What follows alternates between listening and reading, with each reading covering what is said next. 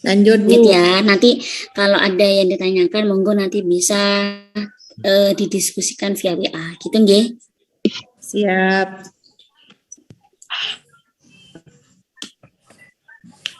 Ngapunten Bu, kalau yang untuk Ya. presentasi kelompoknya itu apa aja nggih materinya? Topiknya. Oke. Nggih. Topiknya ya, topiknya ini. Mungkin bisa langsung dibagi aja gitu ya. Misal kelompok kelas B, yang dari kelas B berarti nanti kelompok 1, 2, dan 3 gitu ya. Untuk kelompok 1 topiknya tentang placenta previa. Kelompok 2 tentang solusio placenta. Ini kelompok 1 dan kelompok 2 ini presentasinya hari Sabtu besok, tanggal 30 Desember. Kemudian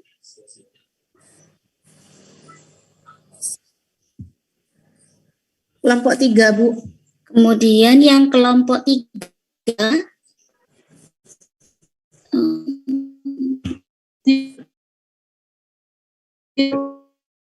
dan 3 itu pembentukannya bagaimana? Mohon maaf karena telat masuk. Ya, ini barusan untuk kelompok 1, 2, 3 itu nanti kita sepakati aja ya dari kelas B gitu ya. Siap. Ya Bu. Nah, nanti kelompok 1 membahas tentang placenta previa ya. Kemudian kelompok 2 tentang solusio placenta. Kemudian kelompok 3 yaitu tentang distosia. Kelompok 3 tentang distosia. Kemudian kelompok 4, 5, dan 6 ini dari kelas C. Ya, kelas C. Kemudian kelompok 4 itu topiknya tentang KPD, ketuban pecah dini. Kemudian kelompok 5 yaitu tentang persalinan dengan bantuan. Bisa pakai ekstraksi vakum, bisa pakai ekstraksi forceps, bisa SC gitu ya. Kemudian nanti kelompok 6 yaitu tentang perdarahan postpartum, HPP, hemorrhagic postpartum. Itu yang dari kelompok 6. Nah, ini ya.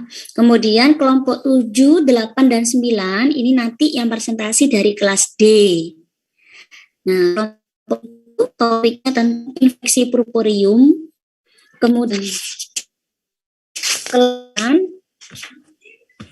nanti topiknya tentang menopause gitu ya. Kemudian kelompok 9 tentang fertilitas. Tuh. Nanti untuk nama-nama anggotanya saya serahkan ke masing-masing Bapak Ibu PJLK, gitu ya. Bu. Nanti akan di akhir saya bagi silabus.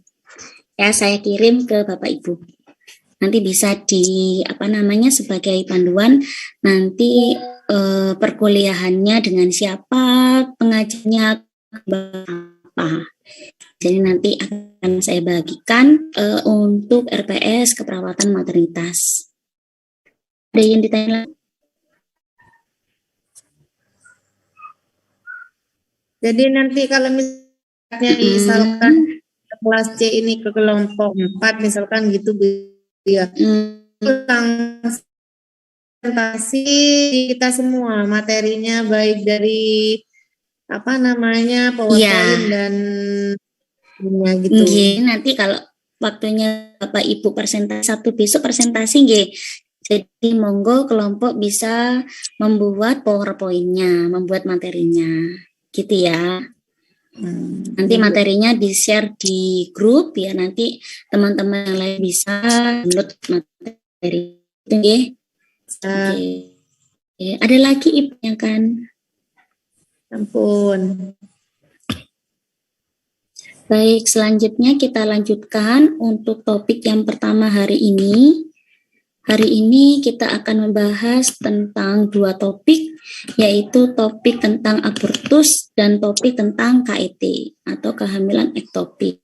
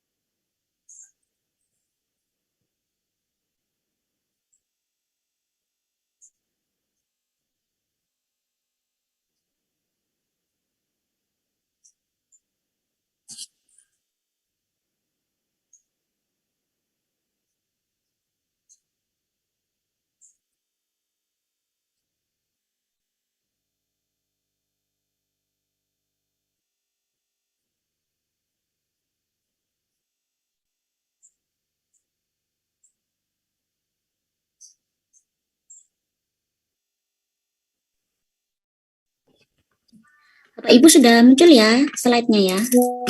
Ampun Bu. Sudah, Bu. Baik, kita akan berdiskusi tentang kasus abortus gitu ya. Abortus ini memang menjadi salah satu kejadian atau fenomena yang kita temukan ketika berada pada masa kehamilan. Gitu ya. Kemudian kita tahu bersama bahwa masa kehamilan ini merupakan suatu proses yang sifatnya adalah fisiologi yang dialami oleh wanita, terutama pada masa reproduksi. Kemudian ketika proses abortus terjadi, proses kehamilan akan terhenti, gitu ya, seiring dengan kejadian pengeluaran janin yang dikeluarkan baik secara spontan, gitu ya, maupun secara tidak spontan dari di dalam rahim. Untuk insidensi kejadian abortus memang saat ini semakin meningkat angka kejadiannya. Kalau dari beberapa referensi disebutkan bahwa frekuensi untuk kejadian abortus ini yang sifatnya spontan terjadi sekitar 10-15% dari seluruh kejadian dari abortus. Kemudian untuk frekuensi 50%-nya itu sendiri dialami oleh wanita ketika hamil dengan masa trimester yang sangat dini, ditandai dengan adanya keterlambatan haid yang terjadi beberapa hari, sehingga wanita itu sendiri seringkali tidak mengetahui bahwa dirinya itu sedang hamil. Jadi untuk angka kejadian abortus ini memang seringkali dialami dan resiko tinggi ketika masa trimester yang muda, yaitu trimester awal, sangat rentan sekali untuk mengalami yang namanya abortus.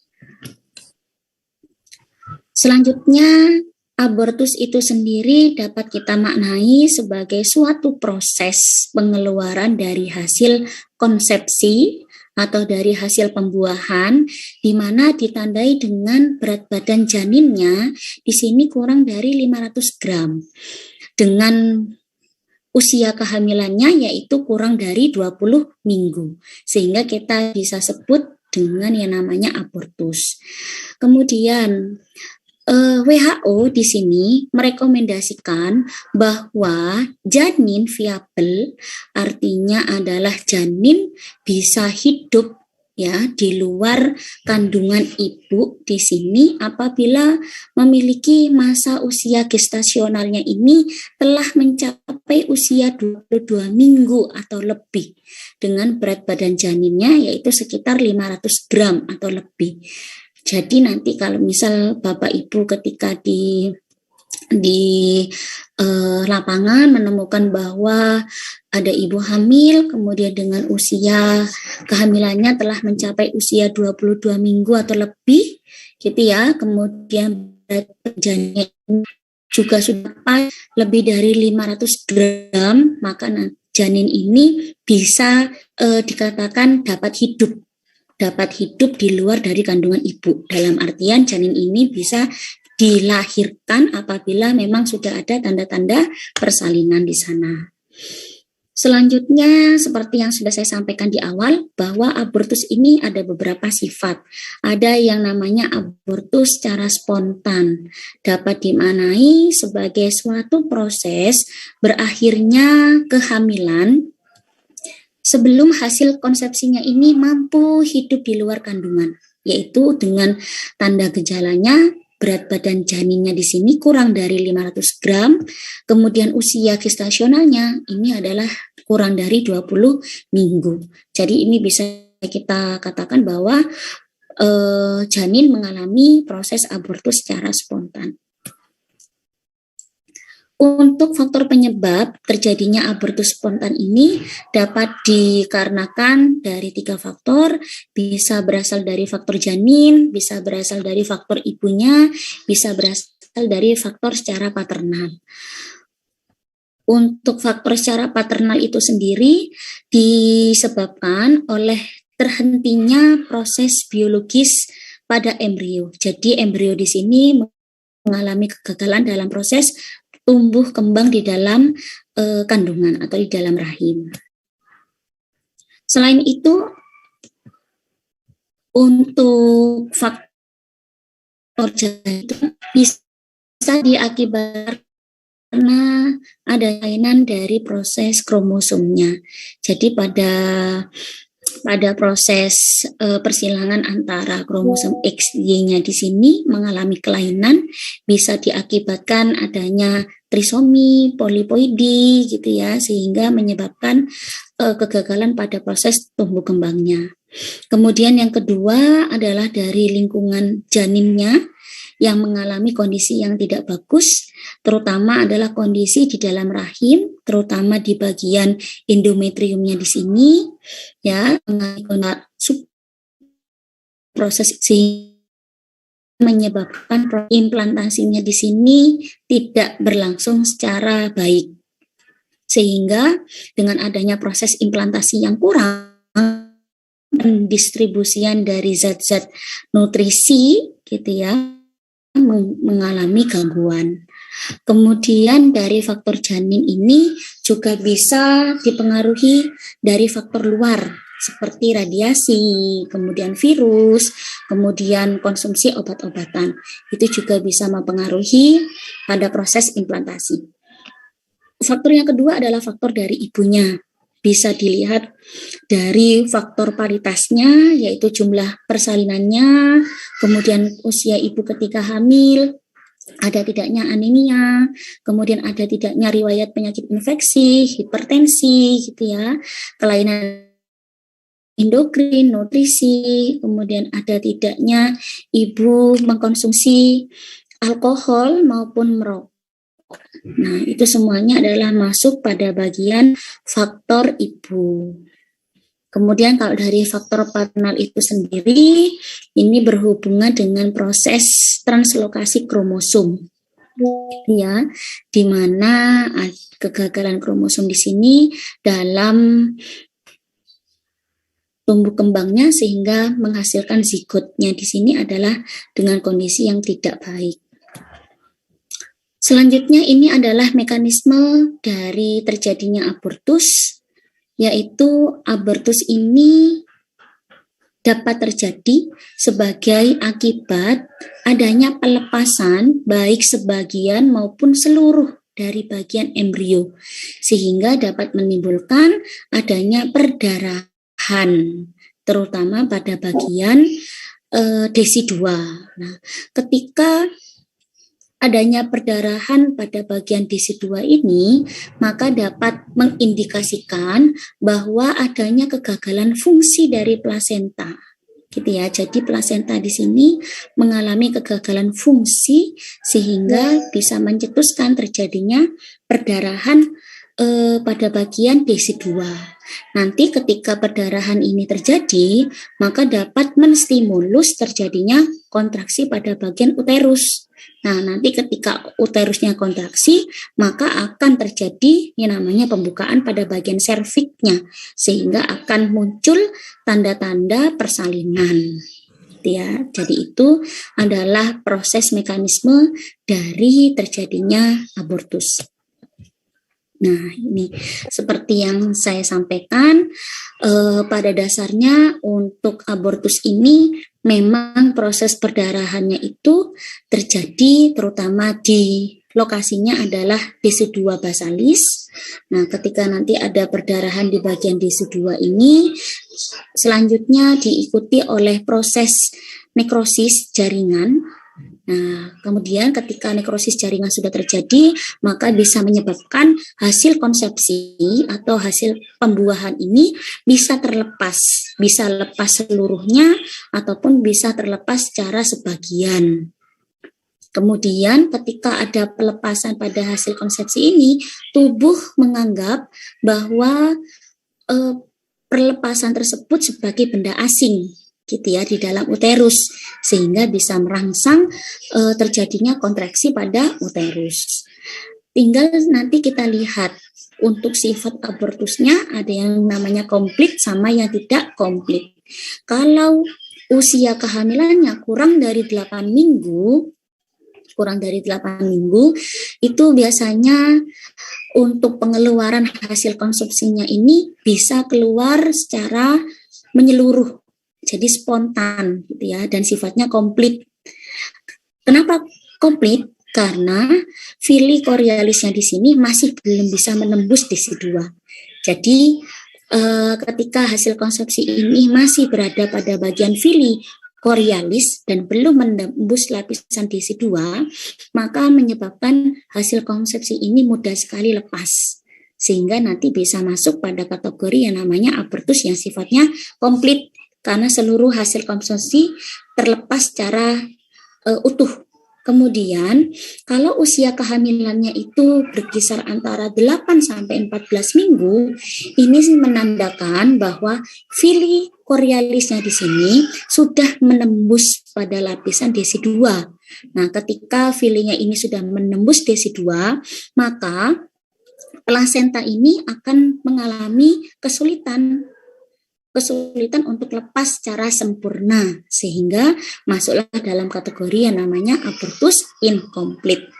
Ya, karena sudah terjadi proses Fili Coriolisnya ini sudah sampai menembus pada lapisan DC2. Kemudian untuk diagnosis dari kejadian abortus ini apa saja? Yang pertama adalah pasiennya akan mengeluh adanya keterlambatan haid gitu ya. Kemudian adanya perdarahan per vaginam, kemudian pasiennya juga mengeluh adanya rasa mules, kemudian juga ada keluar darah, kemudian disertai adanya pengeluaran jaringan, kemudian adanya pembukaan serviks. Nah, ini adalah tanda-tanda dari kejadian abortus. Untuk klasifikasi dari abortus ini, selain sifatnya spontan dan abortus sifatnya komplit dan inkomplit, ada beberapa jenis klasifikasi lainnya dari abortus. Untuk yang pertama ada yang namanya abortus imminens. Untuk abortus imminens di sini bisa kita maknai bahwa hasil konsepsi di sini masih berada di dalam kavum uteri. Kemudian tidak ada tanda-tanda dilatasi serviks, jadi tidak ada tanda-tanda pembukaan serviks.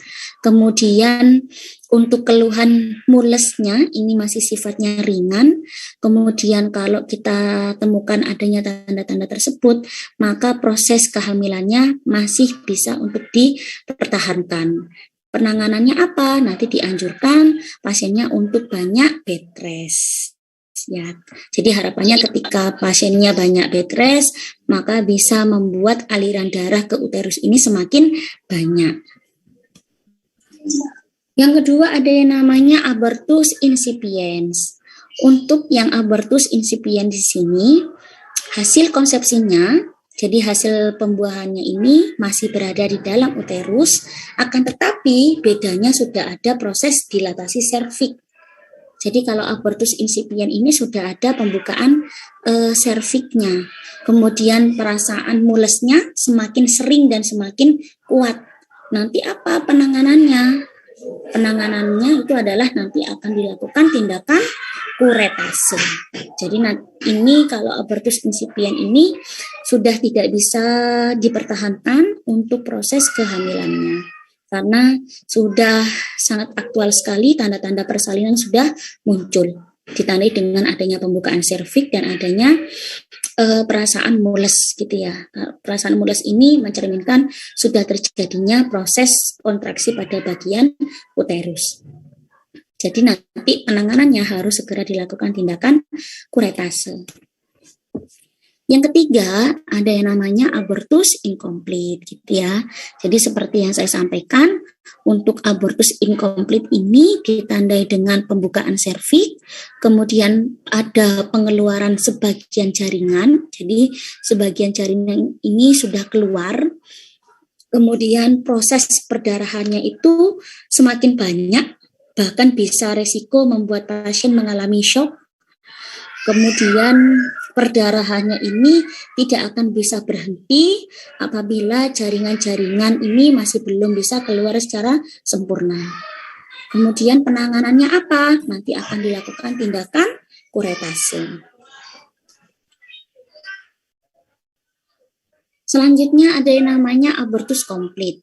Untuk abortus komplit di sini berarti bisa kita artikan sebagai suatu proses di mana hasil konsepsi atau hasil pembuahan ini sudah keluar seluruhnya, ditandai dengan perdarahannya itu sedikit, kemudian ostium uterinya ini sudah mulai tertutup dan uterusnya sudah mulai mengecil. Jadi itu adalah tanda-tanda bahwa pasiennya mengalami abortus komplit. Untuk penanganannya adalah nanti ditangani gejala simptomatisnya. Selanjutnya adalah abortus habitualis. Untuk bagian abortus habitualis ini dapat diartikan sebagai suatu kejadian abortus yang sifatnya spontan dan terjadi 3 kali atau lebih secara berturut-turut. Jadi pasiennya ini mengalami kejadian abortus selama 3 kali berturut-turut tidak ada jedanya. Itu masuk pada bagian yang namanya abortus habitualis. Penyebabnya apa? Bisa diakibatkan karena kondisi imunologi. Kemudian yang kedua bisa diakibatkan memang adanya kemampuan serviks yang tidak bagus gitu ya. Kemudian yang memang untuk abortus habitualis ini yang paling penting adalah kita harus menganamnesa faktor-faktor resiko yang dialami ibu pada masa kehamilan sebelumnya gitu ya, dan kita juga harus mengetahui faktor etiologinya kenapa ibu ini sampai mengalami abortus spontan sebanyak 3 kali berturut-turut ini, penyebabnya karena apa. Nanti untuk penanganannya kita atasi penyebab yang dialami oleh ibu tersebut. Selanjutnya ada yang namanya misaborsi. Nah, untuk misaborsi ini dapat diartikan sebagai suatu bentuk kematian janin ya yang terjadi pada usia kehamilan kurang dari 20 minggu yang tidak keluar. Ya, jadi janinnya ini tetap masih ada di dalam uterus, padahal kondisi janinnya ini sudah meninggal. Baru dikeluarkan selama 8 minggu selanjutnya atau lebih. Jadi ibu tidak sadar gitu ya, atau ibu ini tidak merasa bahwa janinnya ini sudah memang tidak ada. Akhirnya proses deteksinya ini terlambat. Itu masuk yang namanya kategori misaborsi. Untuk penanganannya pastinya nanti akan dilakukan tindakan kuretase gitu ya, untuk mengeluarkan semua janin atau jaringan yang ada di dalam uterus. Selanjutnya ada yang namanya abortus infeksius atau abortus septik. Nah, untuk abortus infeksius ini merupakan kejadian abortus yang diakibatkan karena ibu mengalami infeksi genitalia. Nah, untuk abortus infeksius ini tentunya akan ditandai dengan tanda-tanda adanya sepsis gitu ya. Kemudian untuk tanda gejala utamanya itu pasiennya atau ibunya di sini akan mengalami keadaan abortus ditandai dengan adanya demam tinggi atau febris, kemudian jaringan yang dikeluarkan ini berbau, kemudian kondisi uterusnya ini sangat lembek, kemudian ada takikardi sama leukositosis. Jadi ini menunjukkan bahwa tanda gejala dari abortus infeksius. Nah, Ini adalah klasifikasi abortus. Jadi nanti ada abortus eminens, ada abortus incipiens, ada abortus complete, incomplete. Untuk indikator penilaiannya kita bisa lihat berdasarkan tingkat perdarahannya, bisa dilihat dari kondisi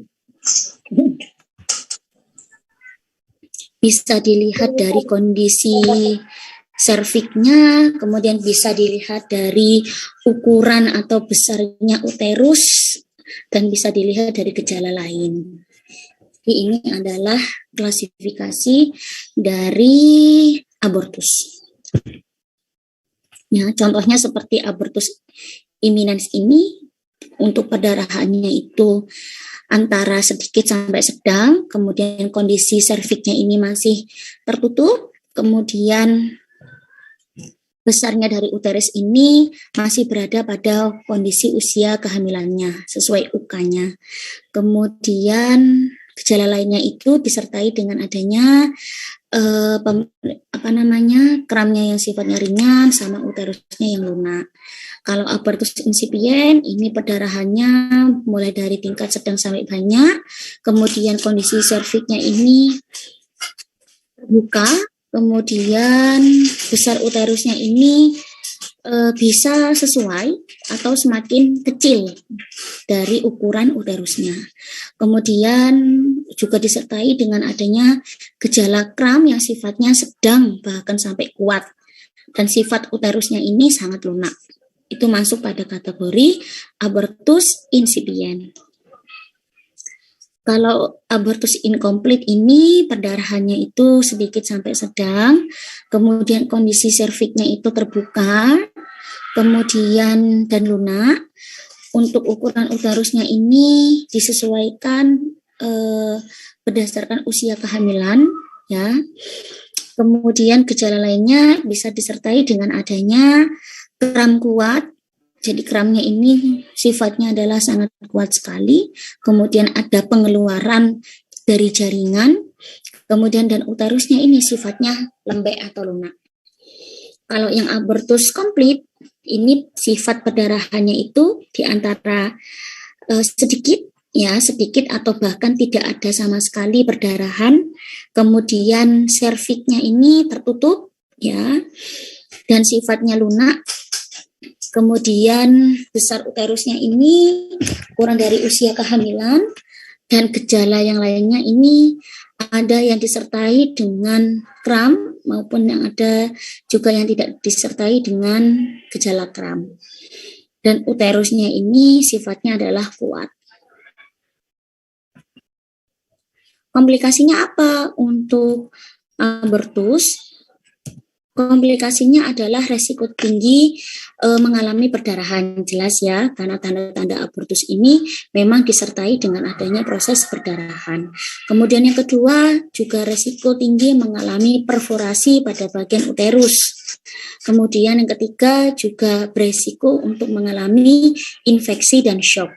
Infeksi ini memang berkaitan dengan kondisi di mana apabila jaringan pada janin ini tidak keluar secara sempurna atau tidak keluar secara utuh, atau bahkan ibunya tidak mengetahui atau tidak merasakan bahwa janinnya itu sudah meninggal dan tetap berada di dalam rahim, ya, yang diakibatkan karena proses pemeriksaan, misal ibu tidak periksa secara teratur, secara rutin, akhirnya deteksinya terlambat. Itu resiko tinggi mengalami infeksi. Yang keempat juga resiko mengalami shock yang diakibatkan karena proses perdarahan yang tidak bisa berhenti. Jadi perdarahannya itu semakin banyak dan terjadi secara terus-menerus. Selanjutnya adalah tindakan apa mayoritas yang dilakukan ketika ada kejadian abortus, tentunya akan dilakukan tindakan kuretase. Ya, jadi kuretase ini menjadi salah satu cara untuk melakukan evakuasi hasil dari konsepsi yang ada di dalam uterus, terutama pada usia kehamilan yang kurang dari 20 minggu. Kemudian kuretase ini juga seringkali dilakukan, Ya, indikasinya adalah pada kasus dengan abortus incomplete dan abortus yang sifatnya infeksius. Kemudian untuk tindakan kuretase ini bisa dilakukan menggunakan sendok kuret maupun bantuan dengan kuretase vakum ya atau suction. Jadi ini adalah jenis dari tindakan kuretase, ada yang namanya kuretase suction, kemudian ada yang menggunakan tindakan kuretase yang biasa. Oke. Sampai di sini ada yang didiskusikan Bapak Ibu untuk topik yang pertama tentang tentang abortus.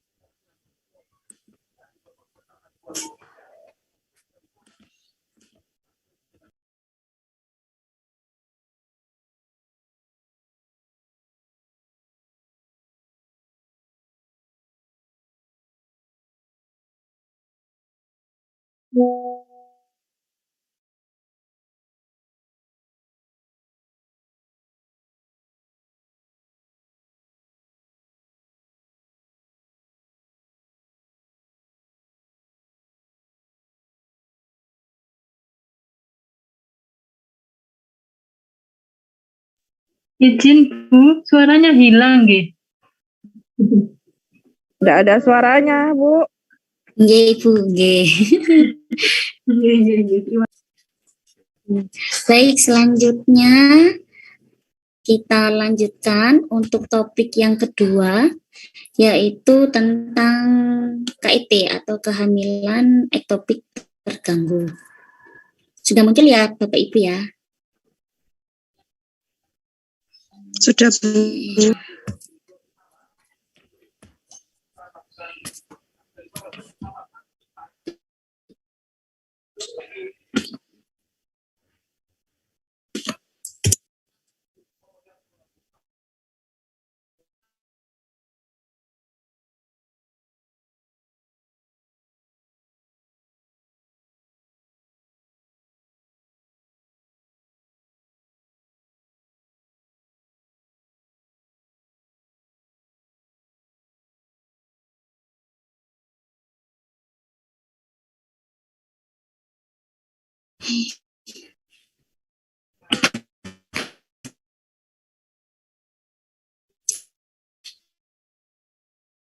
Ada tentang KIT terganggu. Ya kan? Satu proses implantasi di mana pertumbuhan dari hasil konsepsi atau pertumbuhan dari hasil proses implantasinya itu berada di luar endometrium cavum uteri. Ya, untuk kejadian dari implantasi hasil konsepsi ini selain di luar endometrium cavum uteri bisa terjadi juga di bagian tuba falopi, bisa terjadi di luar uterus, kemudian bisa terjadi juga di ovarium, bisa terjadi implantasinya di intraligamenter, kemudian di abdominal, kemudian bisa kombinasi keduanya. Dalam artian hasil konsepsi ini bisa implantasi di dalam uterus maupun di luar uterus. Nah, ini adalah gambar gitu ya tentang lokasi implantasi pada kejadian KET atau kehamilan ektopik terganggu seperti yang saya sampaikan. Jadi nanti proses implantasi hasil pembuahan ini bisa terjadi di luar cavum uteri. Jadi kalau kita lihat di gambar ini memang tidak uteri tapi di luar. pun di bular tubal, kemudian bisa terjadi di ampular tubalnya, gitu ya.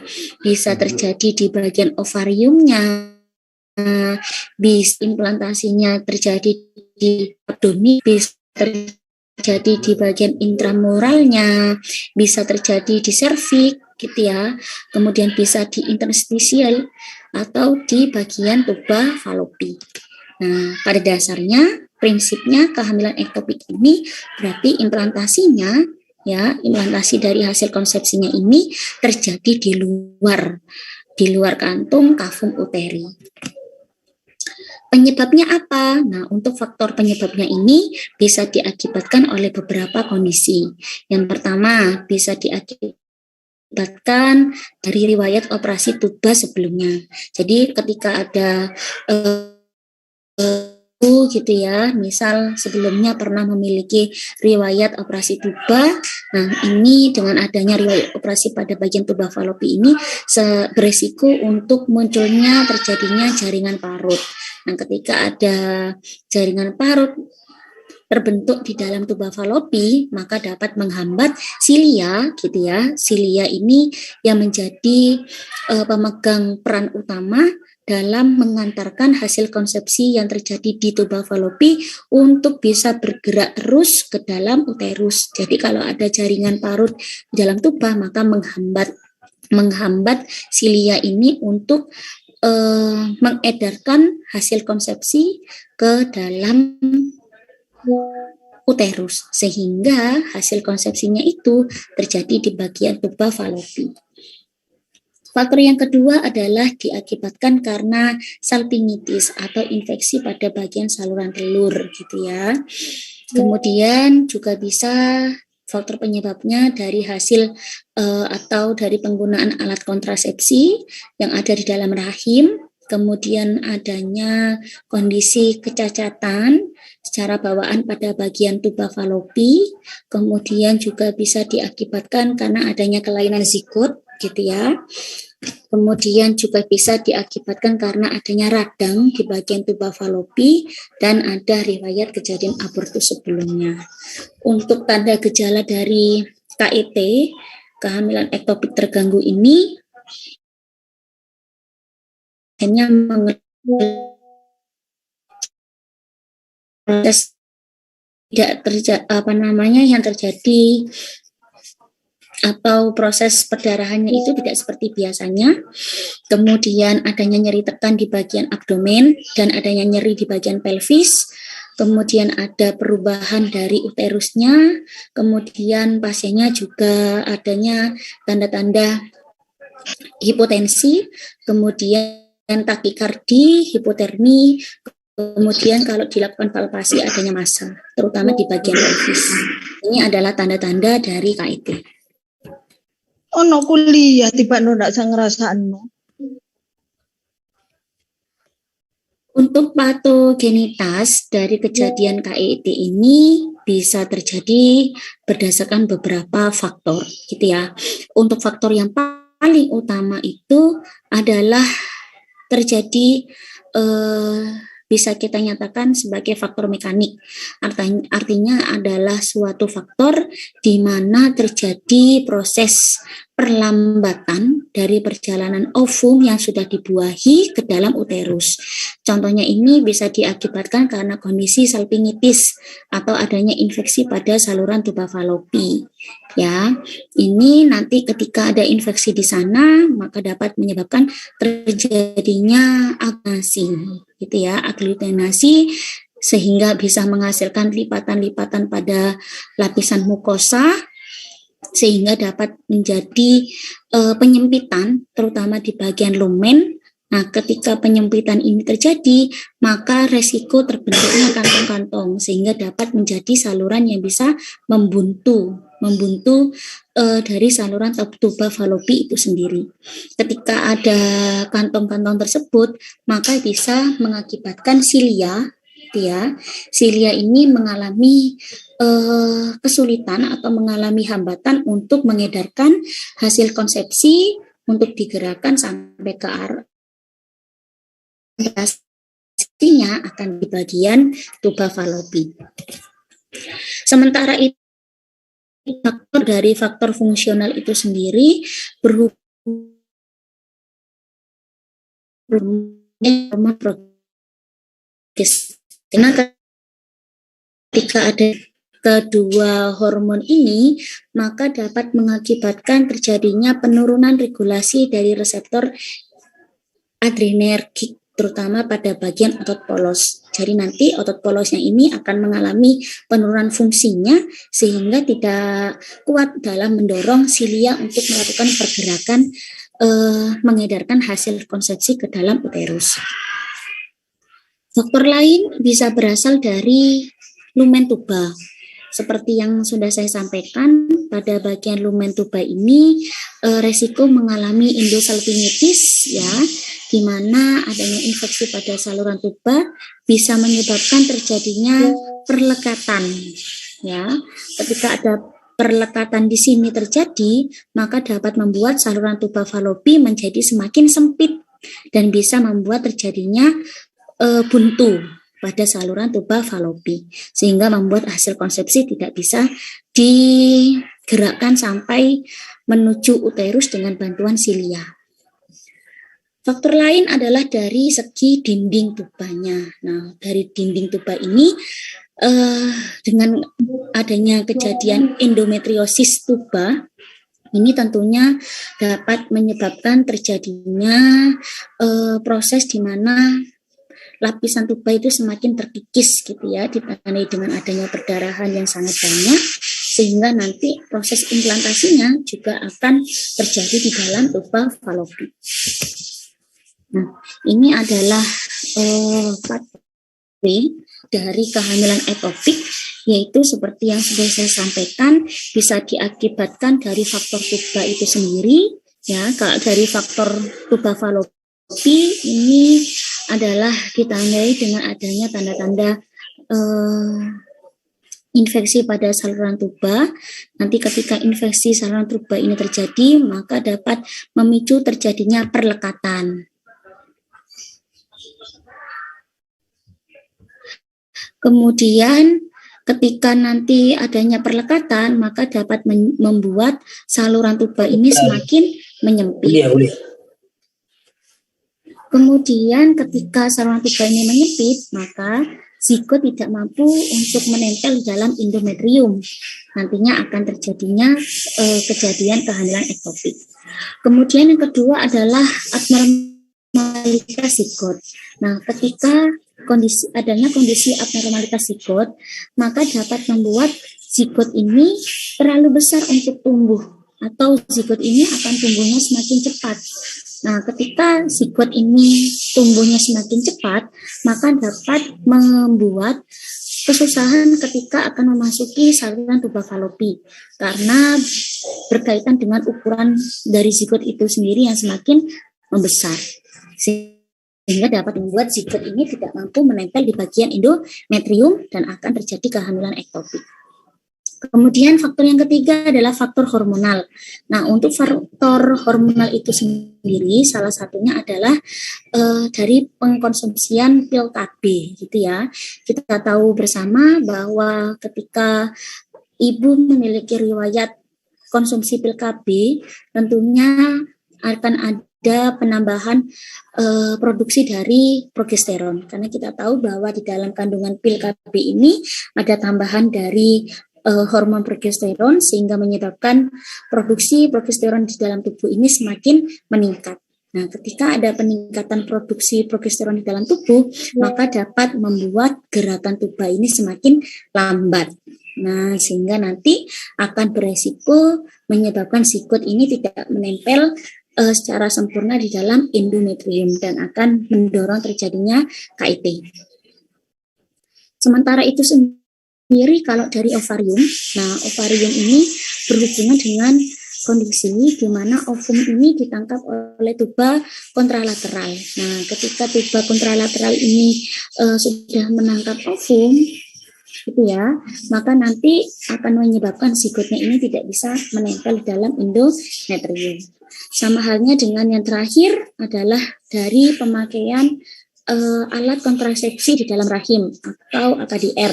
Salah satunya adalah dengan pemakaian kontrasepsi yaitu IUD gitu ya.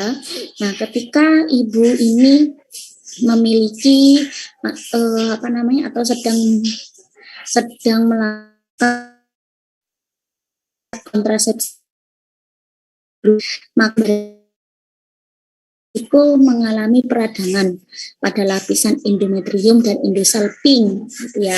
Nanti ketika ada proses peradangan ini terjadi, maka risiko untuk mengalami infeksi kemudian menyebabkan zigot ini tidak mampu menempel secara sempurna di dalam endometrium.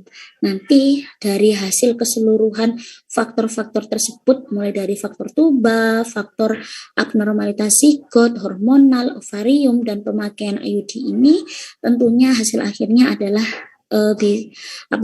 membuat zigot yang merupakan hasil konsepsi atau hasil pembuahan tidak mampu menempel sempurna di dalam endometrium, sehingga bisa mendorong terjadinya kehamilan ektopik.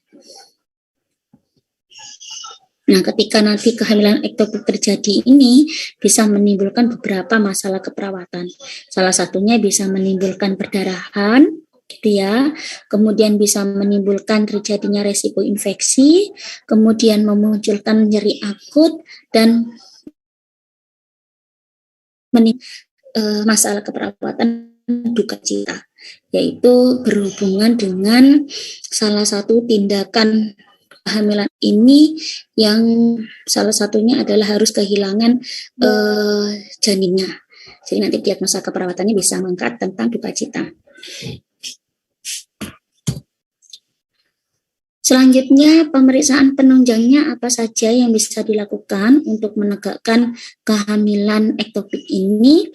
Bisa yang pertama adalah dilakukan pemeriksaan laboratorium, ya, terutama yaitu untuk menilai kadar hemoglobinnya, karena seiring dengan tanda gejala dari kehamilan ektopik, yaitu adanya perdarahan, maka harus kita perhatikan bagaimana kadar hemoglobinnya.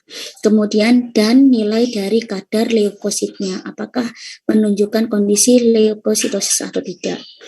Selain pemeriksaan laboratorium, juga akan dilakukan pemeriksaan kehamilan, yaitu pemeriksaan cek urin dan pemeriksaan kadar HCG. Yang terakhir tentunya akan dilakukan pemeriksaan USG sebagai pemeriksaan penunjang utama untuk menegakkan diagnosis KIT. Sementara itu untuk pemeriksaan ginekologinya ada beberapa yang bisa kita lakukan. Yang pertama adalah bisa dilakukan pemeriksaan menggunakan spekulum. Ketika menggunakan spekulum nanti akan ditemukan adanya fluxus, ya. Kemudian yang kedua yaitu melalui pemeriksaan dalam, nah atau VT. Ketika dilakukan pemeriksaan dalam atau dilakukan vagina touch, nanti akan timbul uterusnya ini semakin membesar, kemudian adanya nyeri terutama di bagian serviks, kemudian adanya nyeri ketika diraba terutama pada bagian uterus kanan dan kiri. Kemudian juga adanya nyeri pada bagian cavum Douglas, karena cavum Douglasnya ini semakin menonjol, ditandai dengan adanya peningkatan darah. Makanya nanti ketika dilakukan vagina touch itu akan adanya nyeri tekan. Kemudian untuk asuhan keperawatannya apa saja nanti yang kita harus perhatikan?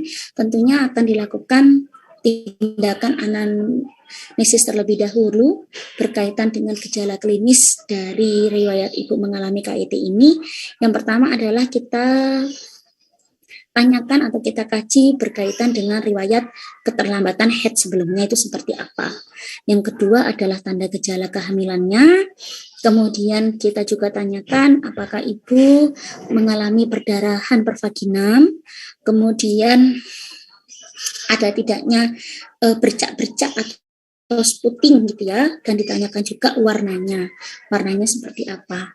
Kemudian ada nyeri terutama pada bagian perut kanan dan kiri, terutama adalah di bagian bawah, yaitu di daerah simbiosis pubis. Kemudian untuk pemeriksaan fisik tentunya nanti akan dilakukan pemeriksaan abdomen, kemudian akan dilakukan pemeriksaan terutama di bagian vagina, yaitu dengan cara kita bisa lakukan vagina touch. Kemudian yang terakhir adalah dicek juga kavum Douglas-nya.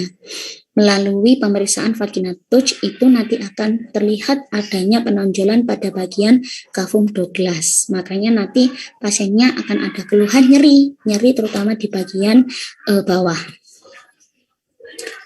Untuk diagnosis yang nanti bisa ditegakkan adalah berhubungan dengan rasa nyaman gitu ya.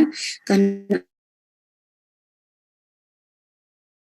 intervensinya tentu akan dilakukan pengkajian nyerinya, kemudian kita juga kaji bagaimana kondisi psikologis dari ibu, kemudian kita juga memberikan lingkungan yang tenang pada pasien. Kemudian dan juga dianjurkan bagaimana ibu untuk melakukan terapi non-farmakologi untuk manajemen stres. Salah satunya bisa menggunakan teknik relaksasi dan teknik distraksi. Kemudian untuk diagnosa yang lain itu juga bisa menegakkan diagnosa tentang kurang pengetahuan gitu ya, karena berhubungan dengan tidak tahunya tentang sumber-sumber informasi terutama di bidang kesehatan. Intervensinya nanti akan dilakukan pemberian KIE pada ibu dan keluarga.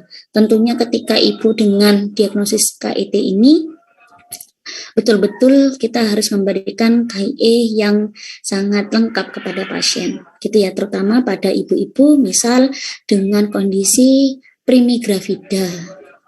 Ya, jadi ibunya ini kondisi baru pertama kali hamil, perdana hamil ternyata terdiagnosa KIT, maka kita harus berikan KIE betul-betul berhubungan dengan KIT itu sendiri, karena tentunya akan berdampak dari segi fisik dan dampak juga dari segi psikologis pada si ibu dan seluruh keluarga.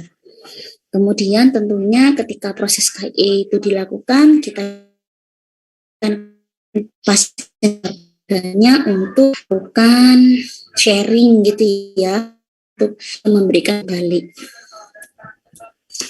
Oke, untuk kedua ini mungkin ada yang mau didiskusikan Bapak Ibu?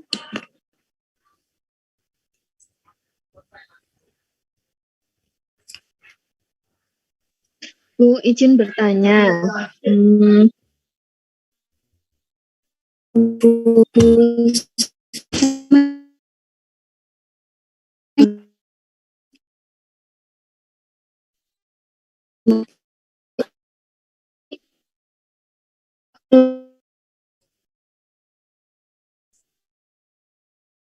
Itu hamil selama 7 bulan masih tapi kalau orang Jawa mungkin ada 7 bulanan, Bu. 7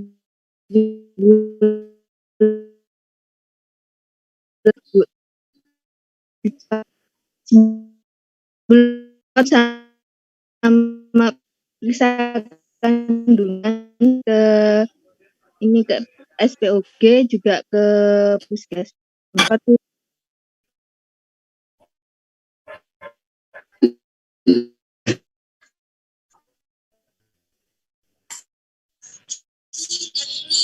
Apa bisa masuk KET apa enggak ya Bu ya? Tapi kalau KET kan di luar ini Bu ya. Bunga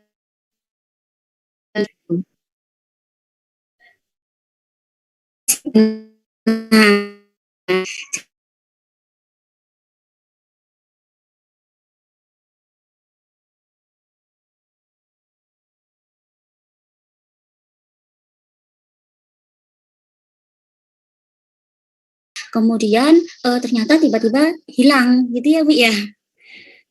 Nah, untuk kejadian tersebut nanti kita bisa ada istilahnya namanya pseudociesis. Itu masuk pada bagian yang namanya pseudociesis. Artinya adalah kehamilan palsu. Kenapa hal itu bisa terjadi? Kalau kita lihat lagi, memang sampai saat ini pseudociesis ini memang masuk pada bagian di mana ibu merasakan gejala seperti kehamilan, ya, ibunya mual-mual, kemudian ibunya itu rasanya di dalam perutnya itu ada tendangan gitu ya Bu ya, seperti tanda gejala kehamilan pada umumnya gitu ya. Kemudian ibunya juga merasa perutnya semakin membesar gitu ya. Padahal kalau kita lihat ketika ibu ada keluhan itu, memang kita harus perhatikan juga dan harus dianjurkan ibu untuk melakukan pemeriksaan secara lengkap. Mulai dari pemeriksaan USG, harus dicek juga penanganan utamanya adalah pemeriksaan kadar HCG-nya dan dilakukan pemeriksaan tes urinnya. Itu adalah diagnosa utama untuk menegakkan apakah ibu ini hamil atau tidak. Kemudian kalau ibu kayak kasusnya Bu Martina tadi, itu adalah masuk pada kejadian yang namanya pseudociesis. Artinya adalah suatu perasaan, suatu kejadian di mana ibu merasakan seperti hamil, seperti tanda-tanda kehamilan. Padahal kalau kita lihat secara hasil laboratorium total, itu tidak ada tanda-tanda kehamilan di sana. Gitu ya Bu ya, itu bisa terjadi sebagai akibat dari faktor psikologisnya. Gitu. Artinya adalah mungkin ibu di sini adalah dia merasa atau sudah ada keinginan untuk hamil gitu ya Bu ya. Ada perasaan yang ingin segera hamil segala macam, akhirnya di dalam tubuhnya, di dalam otak akhirnya kan ditangkap sinyal oleh otak. Otak nanti akan memberikan respon pada tubuhnya untuk untuk mengeluarkan atau memberikan efek seperti tanda-tanda kehamilan terjadi. Tapi kalau kita lihat dari hasil labnya segala macam, tidak ada tanda-tanda kehamilan di sana. Makanya seringkali kalau kita lihat di lapangan itu tiba-tiba hamil tapi tiba-tiba hilang. Bahasanya gitu ya Bu ya. Itu adalah yang namanya adalah pseudociesis. Tapi itu bukan masuk pada bagian abortus. Masalahnya gini Bu, tiap bulannya kan dia sudah kontrol ke SPOG juga. Terus hasil USG-nya juga ada janin. Rutin juga di puskesmas. Tapi tiba-tiba di usia kehamilan 7 bulan itu hilang. Itu masih termasuk pseudociesis apa bukan? Iya, jadi tetap akan masuk dalam indikator yang namanya pseudociesis, yang dikatakan dengan kehamilan palsu. Gitu Bu. Kalau abortus kan ini kan ada hasil konsepsi atau hasil pembuahan di sana. Beda maknanya. Gitu. Kalau si ibu betul-betul sudah dilakukan gitu ya, bisa pastinya ketika ada kasus itu kita harus anjurkan dulu penanganannya adalah dicek secara lengkap dari hasil laboratoriumnya, mulai dari USG-nya, kemudian kadar HCG-nya, kemudian dicek tes urinnya gitu Bu. Kalau hamil anggur itu Ibu, maksudnya gimana Bu? Masuk KRT. Izin sebentar. Ya, gimana Bu Martina? Izin mungkin pengalamannya Bu Martina sama di pengalaman kasus di puskesmas kami. Beliaunya itu memang betul-betul hamil, bahkan ada DJJ-nya, tapi ketika umur 7 mau ke 8, beliaunya seperti langsung hilang. Langsung kempes Bu. Bangun tidur itu kempes Bu. Akhirnya beliaunya juga kaget dan kami pun cepat shock. Nah, waktu hilangnya itu ada jaringan nggak yang keluar? Nggak ada Bu, nggak ada jaringan yang keluar. Jaringan apa yang langsung keluar? Nggak ada. Tiba-tiba keluar. Terus langsung dicek di USG gimana hasilnya? Negatif. Nah, akhirnya USG-nya juga nggak ada jaringannya.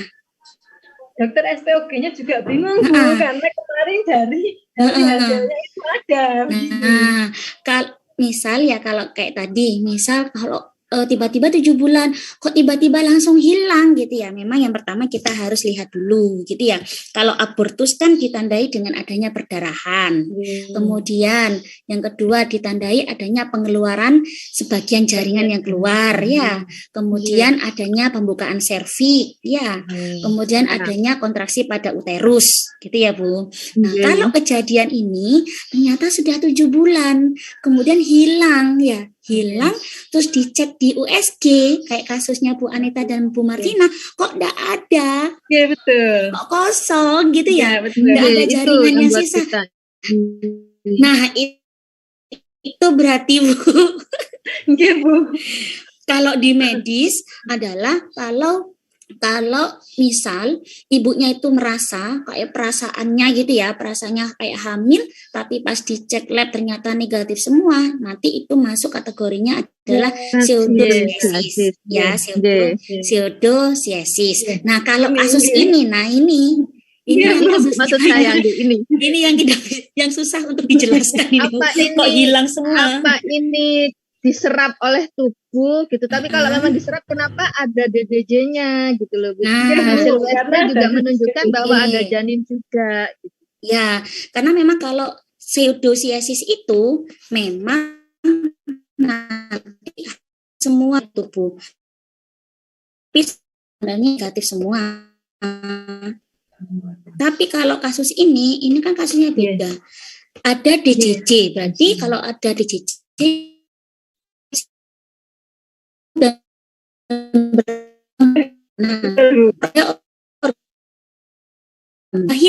hilang.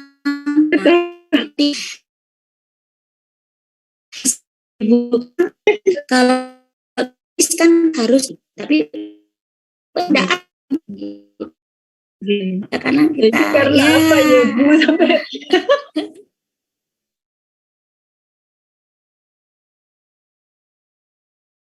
kanan terutama di psikologisnya dari si ibu itu sendiri gitu ya, terutama betul, kalau sampai yang sekarang akhirnya belum.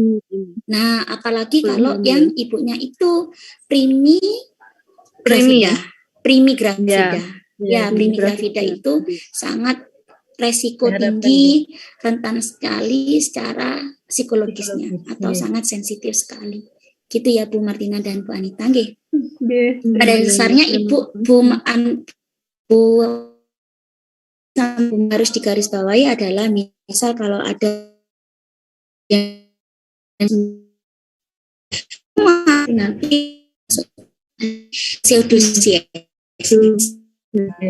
ya, pseudocyesis gitu nggih, karena nanti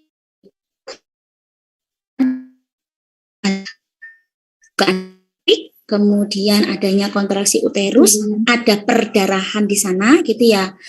Kemudian itu adalah masuk pada bagian abortus. Kalau kasus tadi tidak masuk di mana-mana, bukan masuk di pseudocyesis, tidak masuk. Abortus ya juga tidak masuk di sana. Ternyata ada gitu. Gitu ya Bu Martina sama Bu Anita. Iya. Ternyata banyak ya Bu ya cerita kalau di lapangan ya. Tugasnya sempat sok Bu. Oke. Iya, terima kasih Bu. Iya.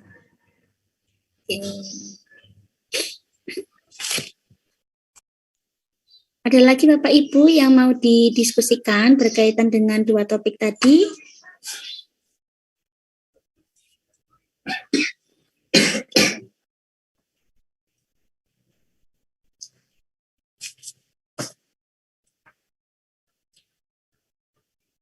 Baik, kalau tidak ada yang ditanyakan, sebelum saya akhiri untuk kegiatan hari ini, Bapak Ibu bisa dihidupkan sebentar ya videonya ya. Saya izin Bentar untuk... Bu, Ya. Sebentar Bu, sebentar. Taruh Iya. anak dulu. Taruh anak dulu. Iya, monggo. Sebentar Bu. Ye. Sudah Pak, anaknya Pak? Belum Bu, saya Bu. Iya. Oh, Sebentar Bu. aduh. Buat susu satu, buat susunya ibunya ada. Oh gitu ya Pak. Waduh, Pak Randy curhat. Pak Randy curhat. Randy. Aku Anaknya curhat, enggak Ren. apa-apa Pak Randy, diajak anaknya Pak Randy. Izin Bu, nggak bisa dibuka video. Oke. Aku curhat, Ren. Aduh, rambutku ketok. Videonya Kenalin lagi, yo. Kok nggak bisa buka video?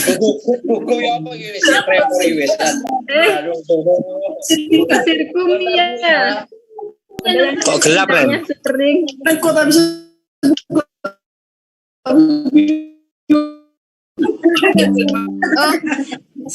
Oh, iya.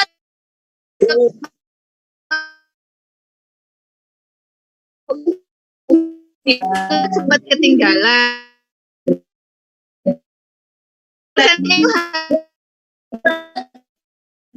Mulai Foto-foto.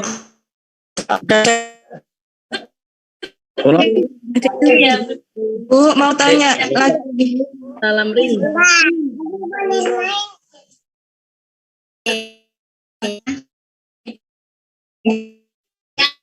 Untuk tugas itu sama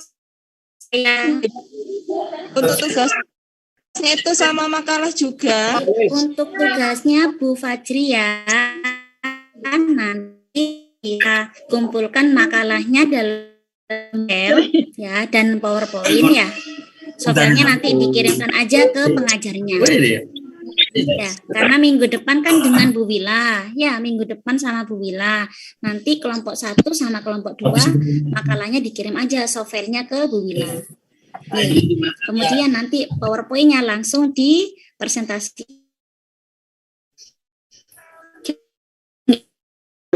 Saya dokumentasikan Bapak Ibu. Ini mesti pakai kopian sih Bu. Ibu kan dengan saya harus kopian. Dosa kopian, Ren. Iya wes Ren, kayak Ustadz Randy. Oh, negesi, Randy.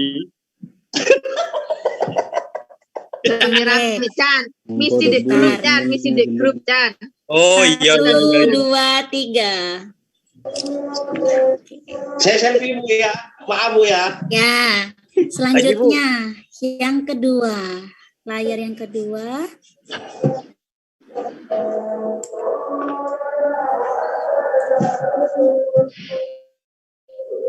Udah, Bu. Garing ini, Bu. Oke, sudah. Kemudian yang ketiga.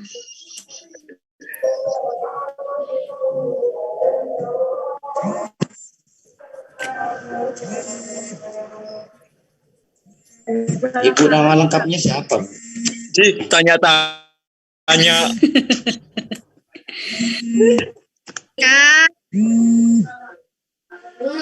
Gas, Bagas. Aman. Aman, Gas. Aman. Tetap aman. Bu.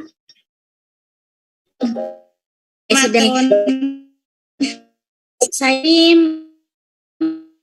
mau langsung absen. Oke, assalamualaikum.